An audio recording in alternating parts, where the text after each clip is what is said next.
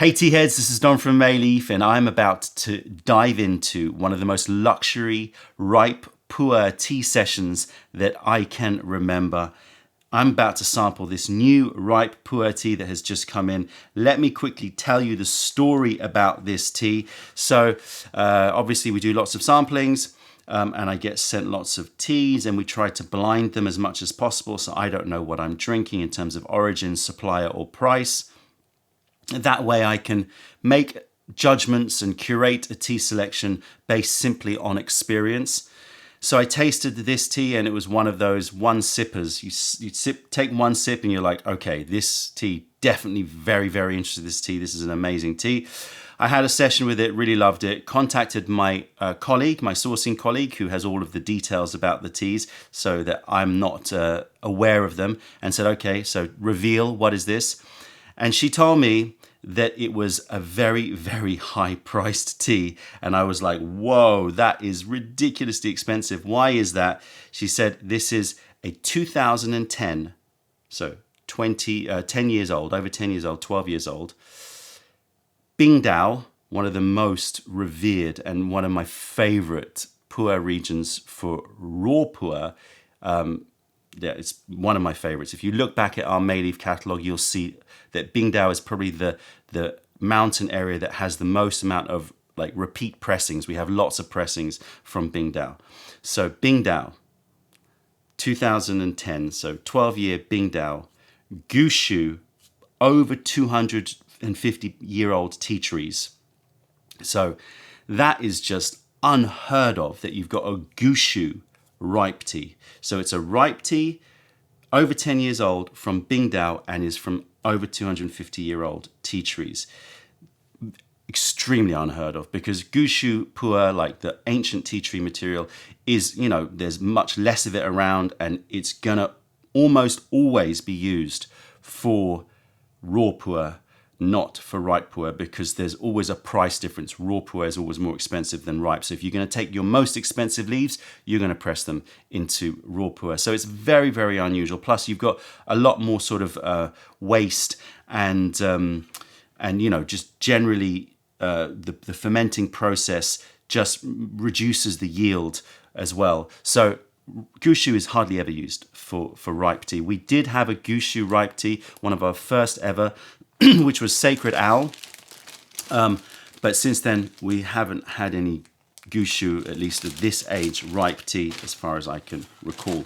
And so, this tea, I was like, okay, very expensive, ripe Gushu, Bingdao. What I'm going to do is I'm going to buy a small amount, and I was going to keep a couple of kilos for myself, for my private collection, because I want to really sort of have those gems in my private collection for my future self and for my daughter, etc., etc. Anyway, so I'm going to put 7 grams in. Let's see if I can eyeball this. Around, a bit much, around,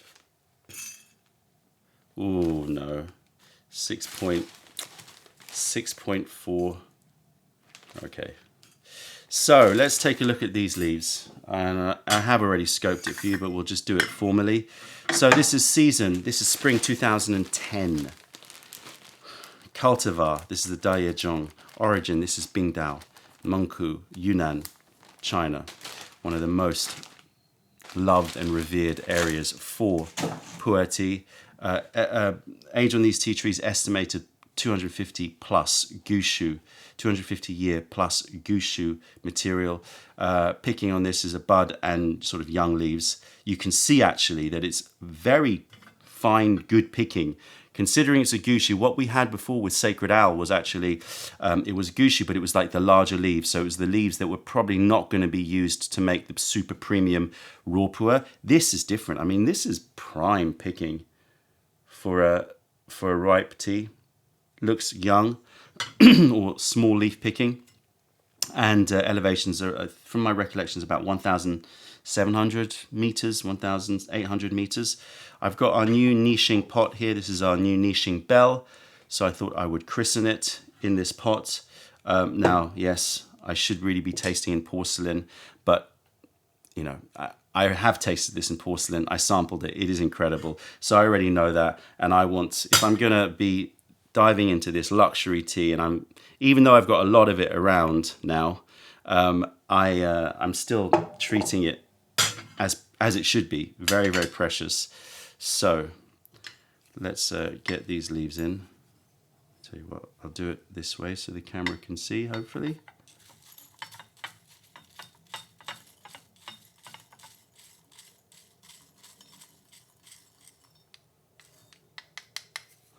Okay, lid on, get those leaves to heat up a little bit. Here we go.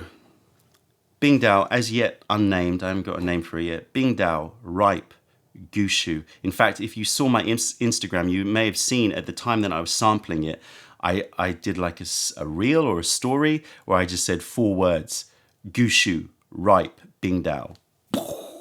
And yeah, if you're not following our Instagram, then go check out. You can see a lot of the behind the scenes action. Okay, here we go. Smell of this tea. Oh, it's just like a big giant hug. Okay, lots and lots going on here. Predominance of brownies, like breads, rising breads, yeast, that smell of yeast activated. A slight sweetness of black licorice, but in the background. Dolce de leche.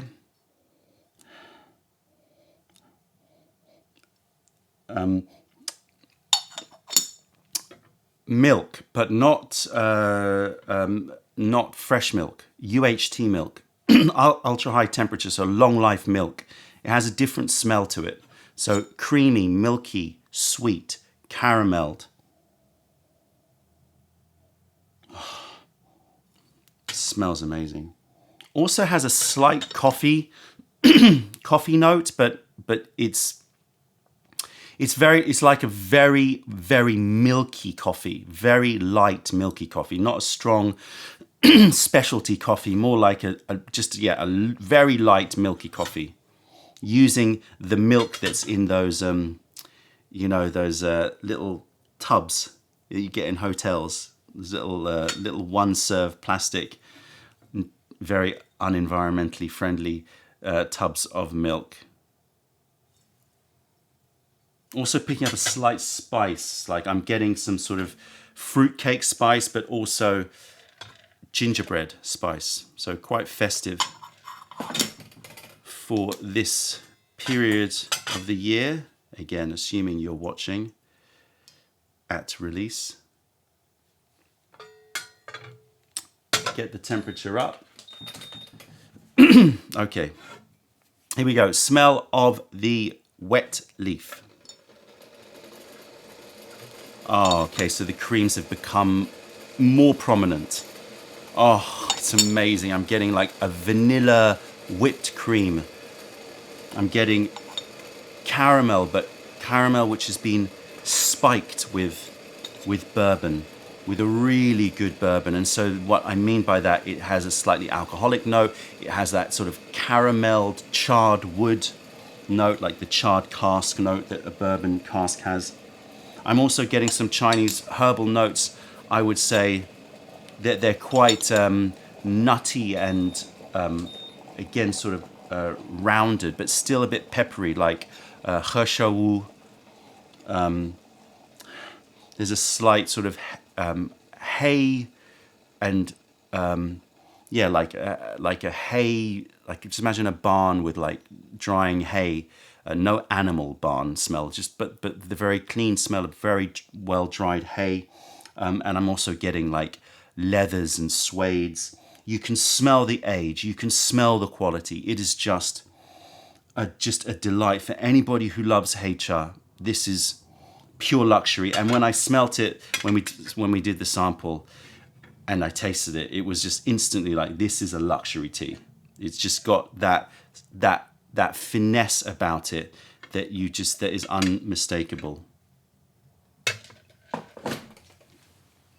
I'm going to add a bit more. just because, why not? Yes, it's expensive, but it's a false economy to not have the most amazing session that you possibly can with this tea. Okay, so we're gonna brew it up.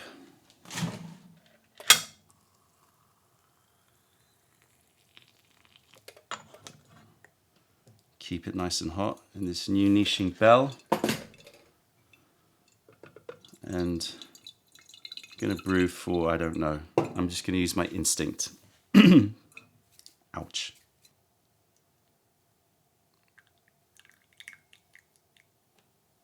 Okay, let that cool. I'm gonna smell this again. Very creamy and fruity. And the fruits are raisins, chocolate covered raisins. And actually more like prunes. So it's a combination of chocolate covered raisins, chocolate covered prunes. And there is a light fruitiness as well, like freshly cut pear. So there's this fresh overlay, but it is the word finesse just keeps on bouncing around in my head. It's just, the smell is pure finesse. It's all of these incredibly indulgent luxury aromas that you would always hope to find in these creamy, bready, ripe PuErhs, but then just so clean and so pristine and so balanced. Oh, there's more going on there, but we're gonna pour this out. Color of the liquor for the first infusion is again pretty impressive. Cheers, everybody. Let's focus on texture.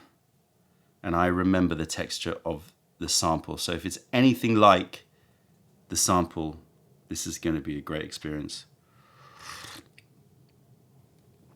Oh my gosh.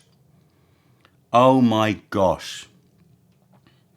Hand on heart, I can say, I don't think I've ever experienced a texture of a tea which is so thick, oily, smooth, and silky. I mean, it's like it's been combined with some sort of fats, some sort of oil, some sort of milk, because it's so smooth and slippery and oily and silky. It is satin. It is satin, this tea. Oh my gosh. It's just more than my memory. I remember tasting this sample and I remember thinking at first sip, like, what is this? This is like the most mind-blowing texture ever. Oh, it is incredible.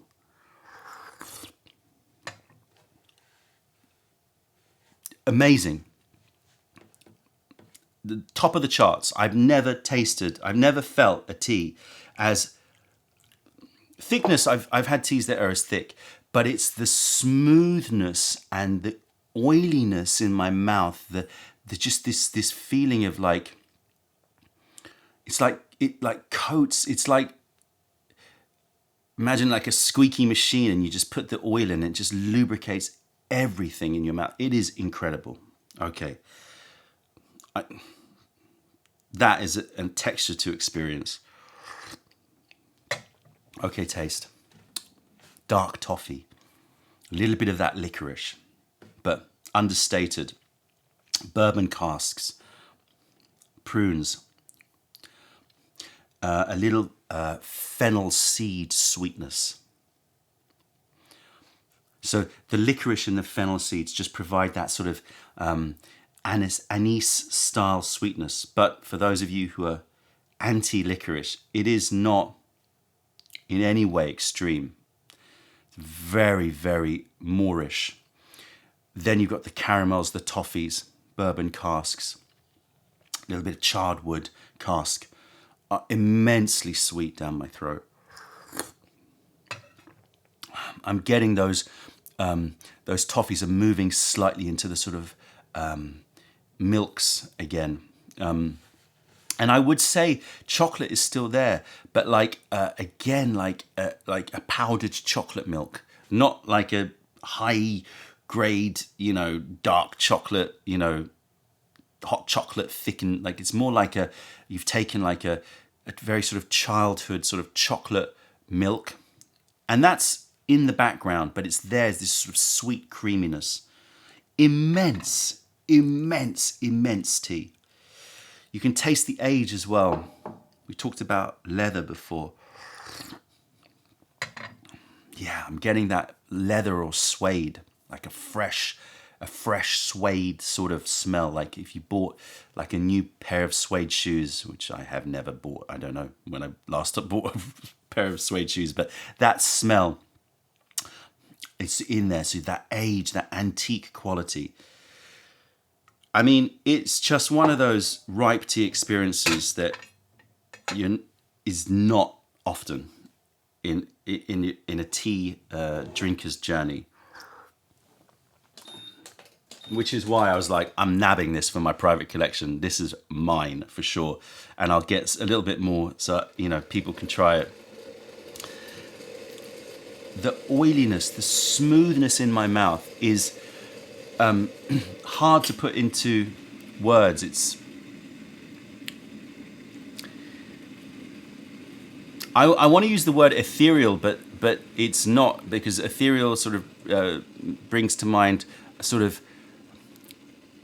gas-like quality. It's all in. It just like it goes into every part of your mouth and throat, and it feels like it's just lubricating it with the most luxurious sort of ambrosial, like slightly anise, fennel seed, and milky juiciness. Immense first infusion. One of the best ripe teas I have ever tasted, and that's not even requiring me to, hum and ha about it. It's just like, no, that is one of the absolute best ripe PuErhs I've ever tasted. And there was a small moment in time where I was thinking, shall I press this into cakes? Shall I make some really ridiculously uber expensive Bingdao Gushu ripe PuErh cakes? And I thought two things. First of all, I don't want to mess with it. It is perfect the way it is, and there's always the chance that you steaming it and pressing it is going to alter it in some way. And second is, I thought, if people are going to buy this, you've got to be able to offer it at 30 grams or 50 grams or 100 gram price, rather than a 200 gram cake, which is going to just, break the bank balance. Okay, here we go. Infusion number 2. A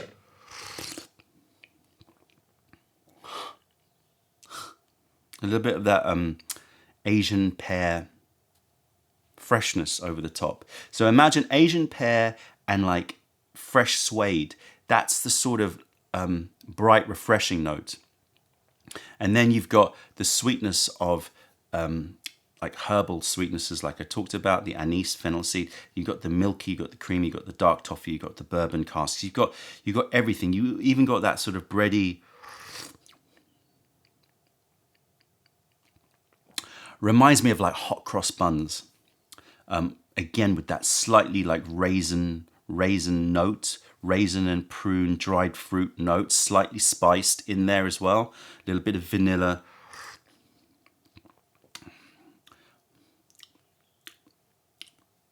Maybe a touch of allspice. Oh, immense tea. Immense tea. And this is the last time I'm going to talk about it. The finish in my mouth is like that ambrosial nectar that I talked about, lubricating, oily, smooth, so smooth, but still cooling and fresh, and still got this juiciness, which is warm and sweet and slightly like anise, like slight star anise sort of sweetness in the mouth. Amazing. All right, let's smell the empty cup.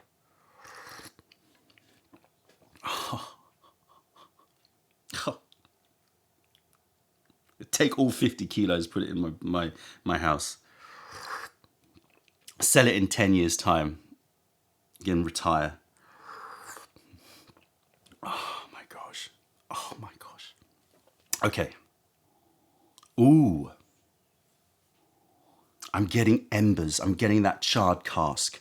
But I'm getting like the smell of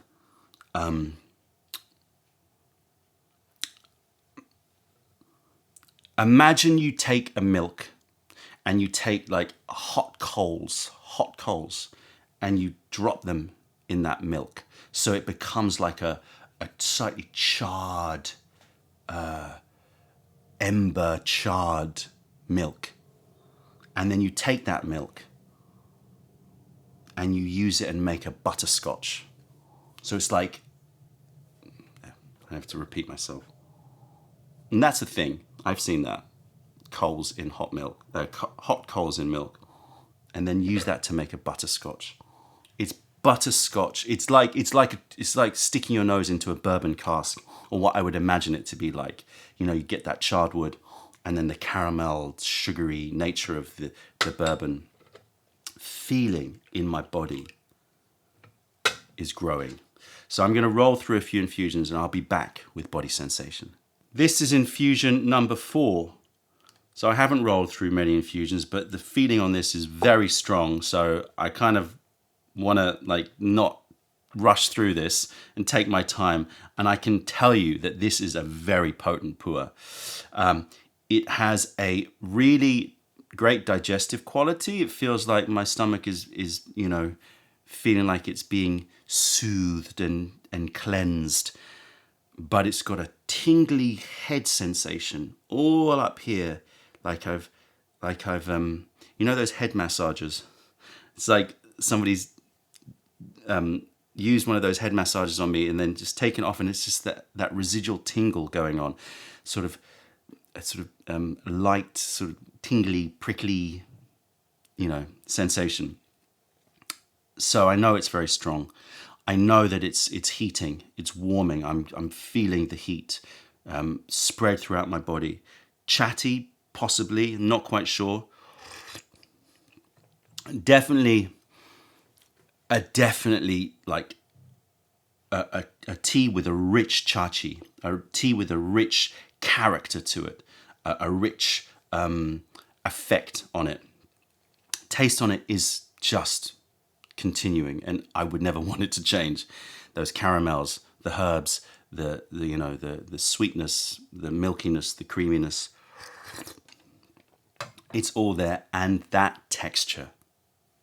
A remarkable tea. I mean, it's not even difficult for me to say that this is one of the best, if not the best, right PuErh tea that I have ever tasted. I mean, we talk about the difference between commodity tea and specialty tea, and then the difference between specialty tea and pinnacle tea. And this is right at the apex of that pinnacle for my taste buds. But, you know, I find it almost impossible that anybody who loves right PuErh is not going to just go nuts for this tea. It is just everything. Everything. Potent, strong, characterful, gentle, warming, hugs and comfort. Amazing tea. Bingdao, Gushu, Shu PuErh, 2010. As I said, if you're watching at the time of the release, you can get this on free shipping if you order this weekend. Bless yourself with this tea at some point. It doesn't have to be now, but at some point. We've got 50 kilos, hopefully. Well, I don't know. I don't know about how long it's going to last. I can't make guarantees, but I highly, highly, highly, highly recommend that if you love right PuErh, or if you want to, well, I was going to say if you want to get into PuErh, but if you want to get into PuErh and you start here, you're sort of like ruined, but just treat yourself to this at some point. I highly recommend it. That's it, tea heads. Check out other videos, taste our teas wherever you are in the world by browsing mayleaf.com. Ooh, I'm feeling lightheaded. And what was I saying? Browsing mayleaf.com. Come visit us if you're ever in London. Other than that, I am a ear-to-ear smile, Don from Mayleaf. Thank you for being part of the revelation of true tea. Stay away from those tea bags. Keep drinking the good stuff and spread the word, because nobody deserves bad tea. Bye.